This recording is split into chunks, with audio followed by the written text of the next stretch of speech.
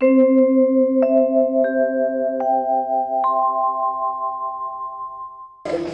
दुष्ट जीव को उस पृथ्वी पर छोड़ दिया जाता है। खूब जलता है, खूब रोता है, छटपटाता है, मरने की कोशिश करें तो मर नहीं पाता, क्योंकि उस समय उसको नारकीय देह प्राप्त होता है। जो अपना पेट भरने के लिए पशु पक्षियों का मांस भक्षण करते हैं, वो कुंभी पात नरक में जाते हैं, जहां कढ़ाई में तेल खौल रहा है अग्नि से, उसमें उस व्यक्ति को छोड़ दिया जाता है। घर आए मेहमानों को जो क्रूरता भरी दृष्टि से देखता है, अब इसको कौन रोटी बनाकर खिलाए, न जाने कहां से अरे गहरे नत्थु गहरे चले जाते हैं।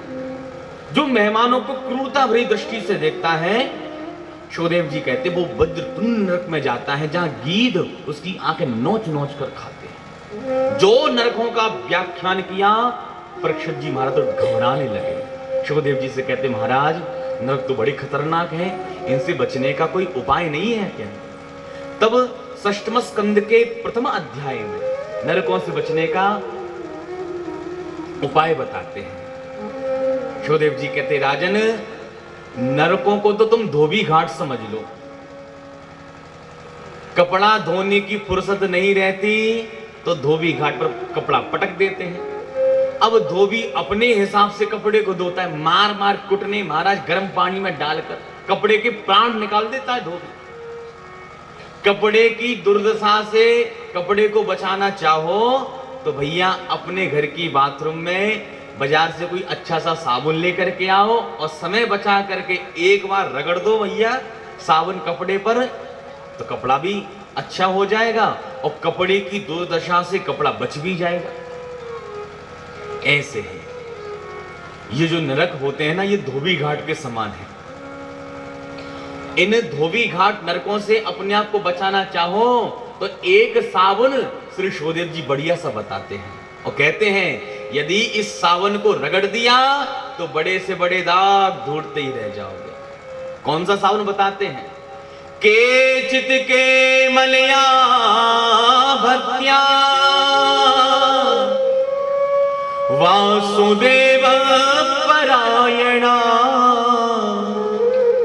अघम धुनवंती काष्णेन निहार मिव भास्कर। शोदेव जी कहते राजन, जैसे भुवन भास्कर के उदित होते ही सारा अंधकार नष्ट हो जाता है, ऐसे ही ठाकुर जी का एक नाम हमने अपने मुख से निकाला कि जन्म जन्मांतरों के, कल्प कल्पांतरों के, युग युगांतरों के पाप उसी समय भस्मीभूत हो जाते हैं।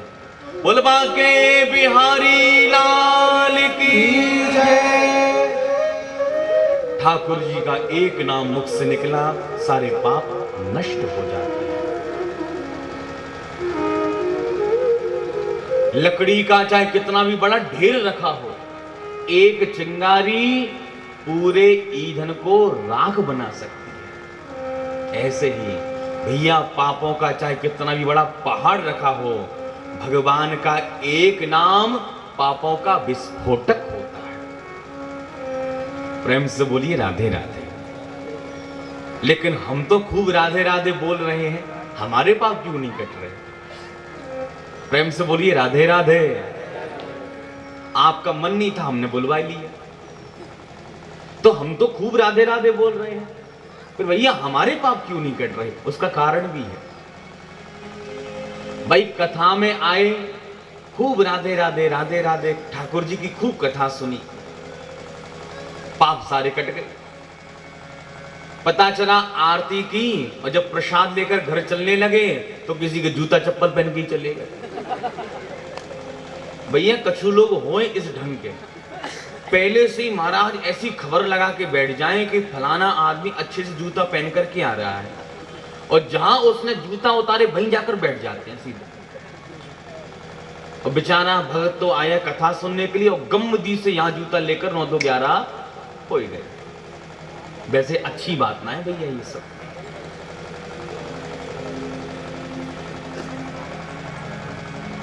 प्रेम से बोलिए राधे राधे।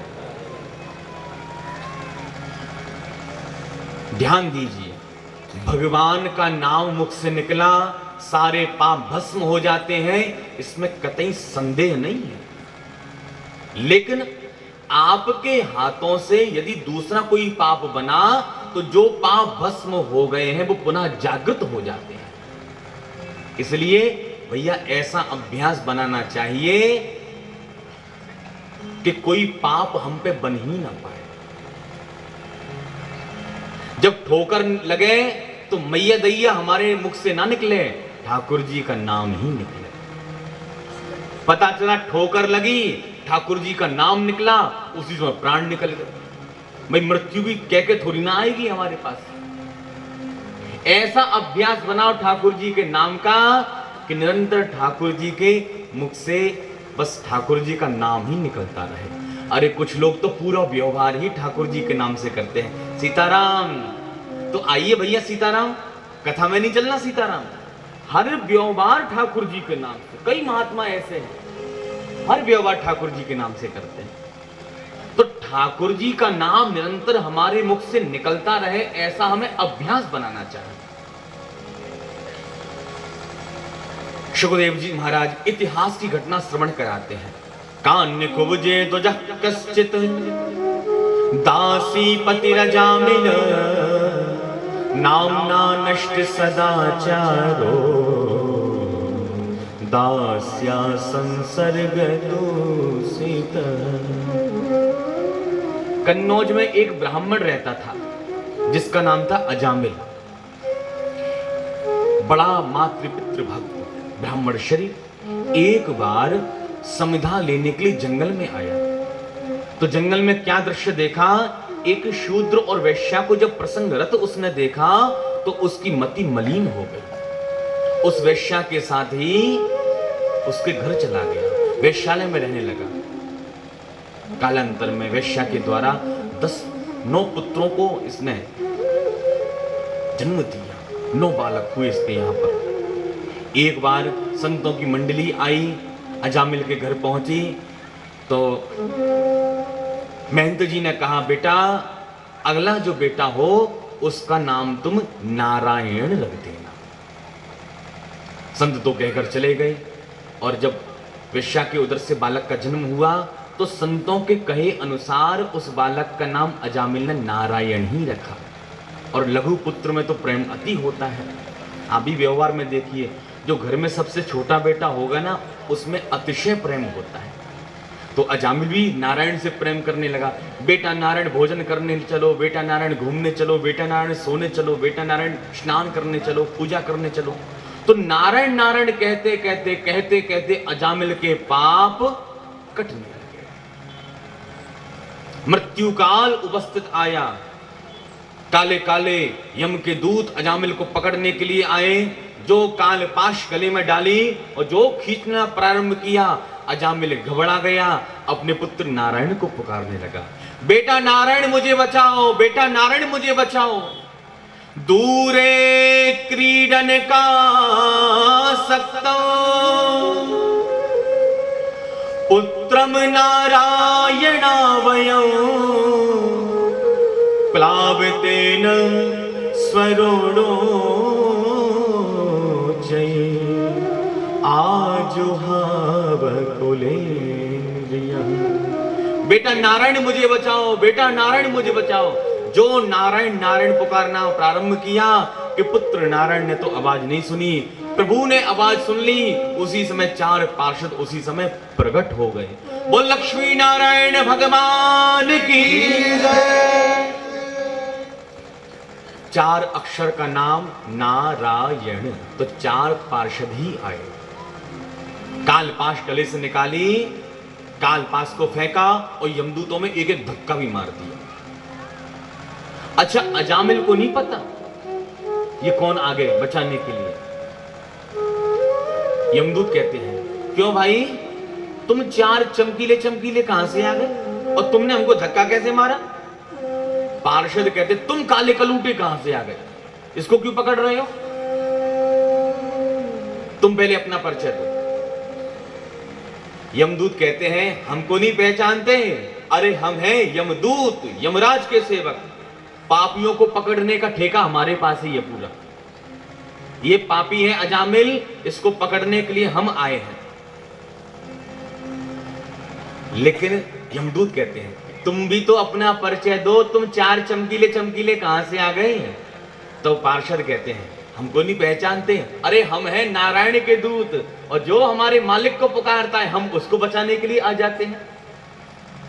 यमदूत कहने लगे अरे पागल किसी और को बनाना, इसने तुम्हारे मालिक को नहीं पुकारा, अरे इसने तो अपने बेटे नारायण को पुकारा था, उसने आवाज नहीं सुनी। पार्षद कहते हैं अरे भैया यमदूत एक बात बताओ, इसके बेटे का नाम नारायण 10-5 सालों से रखा गया है, लेकिन हमारे मालिक का नाम नारायण तो अनादि कालों से है, उनको भी नहीं पता नारायण नाम कब से पड़ा। हमारे मालिक का नाम माना जाएगा, और यदि तुमने अब इसको पकड़ने की कोशिश की तो अब ठीक नहीं होगा। अरे अब ये पापी कहां रहा, अरे हमारे मालिक का नाम इसने मुख से निकाल लिया है, अब इसको तुम हाथ भी नहीं लगा सकते। अच्छा, फिर पकड़ने की कोशिश करने लगे यमदूत, तो पार्षदों ने इतनी पिटाई लगाई कि बेचारे यमदूत प्राण बचाकर भागे। इधर अजामिल दोनों की चर्चा सुन रहा था, विचार करने लगा बात तो ये ठीक कह रहे, मैं तो अपने पुत्र नारायण को पुकार रहा था, लेकिन जब पुत्र नारायण को पुकारा तो ठाकुर जी के पार्षद चले आए, और कहीं मैंने हृदय से प्रभु को पुकारा होता तो आज बांके बिहारी ही मेरे सामने प्रकट हो गए। जहां पार्षदों के पैर पकड़ने को भागा तो पार्षद भी अंतर्हित हो गए। अपने मन में गिलानी करने लगा, हे भगवान इस वैश्या के कुचक्र में आकर मैंने पूरा जीवन बर्बाद कर दिया, अपने माता पिता पुत्र परिवार सबका परित्याग कर दिया, ये मैंने ठीक नहीं किया। उसी समय अत्यंत वैराग्य हृदय में आया और हरिद्वार धाम में आया। गंगा द्वार मुपे आय मुक्त सर्वान वंदना, हरिद्वार में आकर ठाकुर जी का भजन करते करते करते करते अंत में भगवान के परम पद को प्रस्थान करता है। श्री वृंदावन बिहारी लाल की। इधर यम के दूत पहुंचे यमराज के पास, कालडंड वहीं पटक दी, महाराज आज से आपकी नौकरी हमको नहीं करना। क्यों नहीं करना, क्या हो गया ऐसा?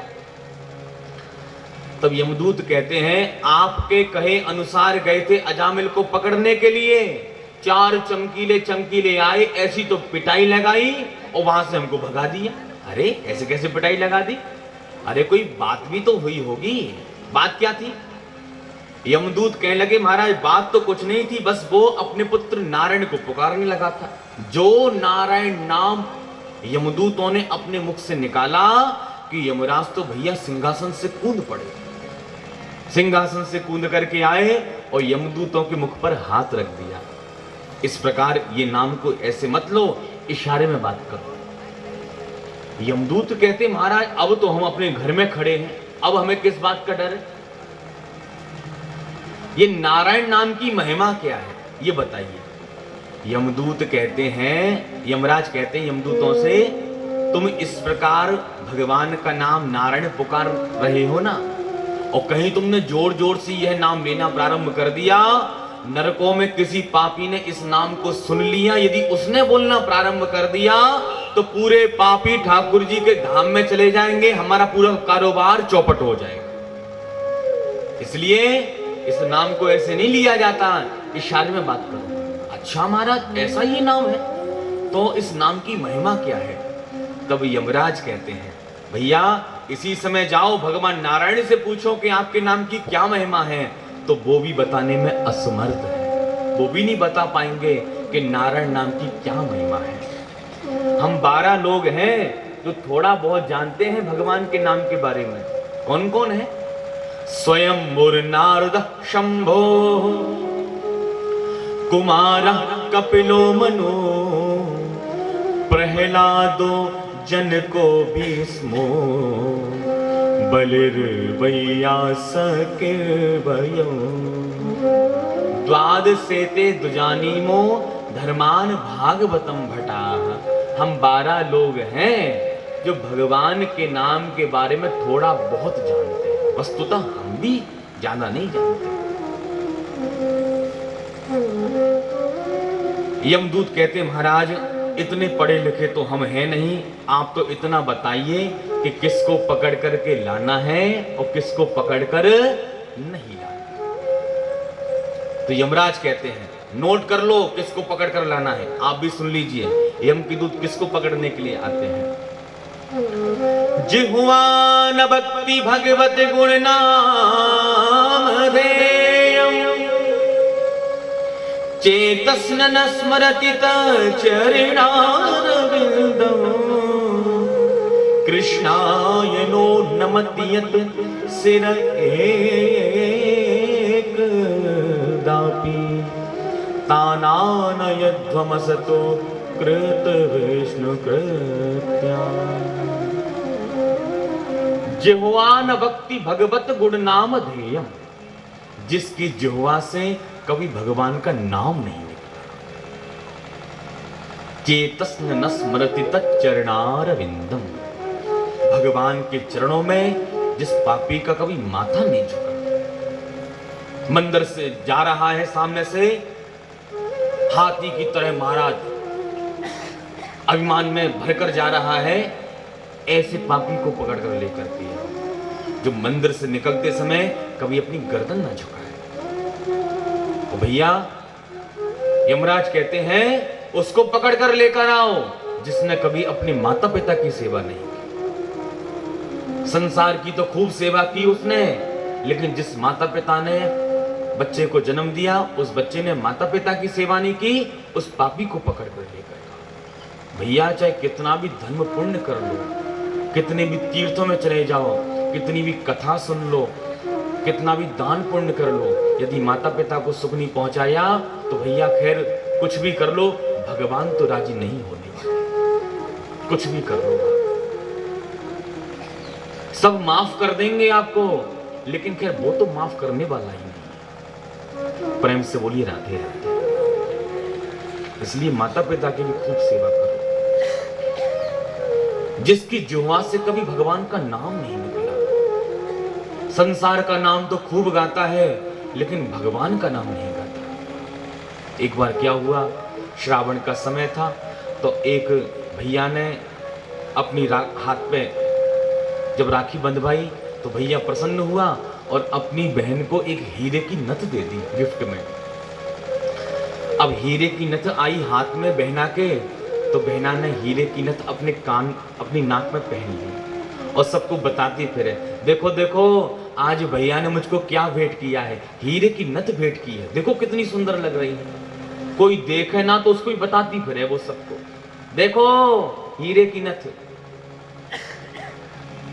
एक संत बैठे थे, संत ने देखा, बच्ची जरा इधर आ, ये तेरी नाक में क्या चमचमा रहा है? अरे महाराज आपको नहीं पता ये हीरे की नथ है, भैया ने भेंट की है, बड़ा पैसे वाला जयपुर रहता है वो। अच्छा तो तेरे से बहुत प्रेम करता होगा? हाँ मेरे से बहुत प्रेम करता है, इसलिए हीरे की नथ लेकर के आया, इसलिए तो मैं बताती फिर रही हूं। संत कहते हैं बेटा जिस भैया ने तुझे हीरे की नथ दी तूने उसका इतना प्रचार कर दिया, उसका तूने इतना नाम ले दिया, और जिस परमात्मा ने तुझको नाक भेंट कर दी कभी उसका भी नाम लिया? जिस ऊपर वाले ने तुझको नाक दे दी कभी उसका नाम लिया मुख से? अरे उसने नाक नहीं दी होती तो नथ कहां पहनती तू, कहां लटकाती? देव दुर्लभ शरीर जिस परमात्मा ने हमको दे दिया उसको धन्यवाद भी हमने नहीं किया। अरे मन से जब कभी समय मिले तो भैया उसको धन्यवाद भी जरूर देना। अरे कुकर सूकर बना देते तो हम उनका क्या बिगाड़ लेते, लेकिन देव दुर्लभ मनुष्य शरीर हमको प्राप्त हुआ है, बड़े भाग्य मानुष तन पावा।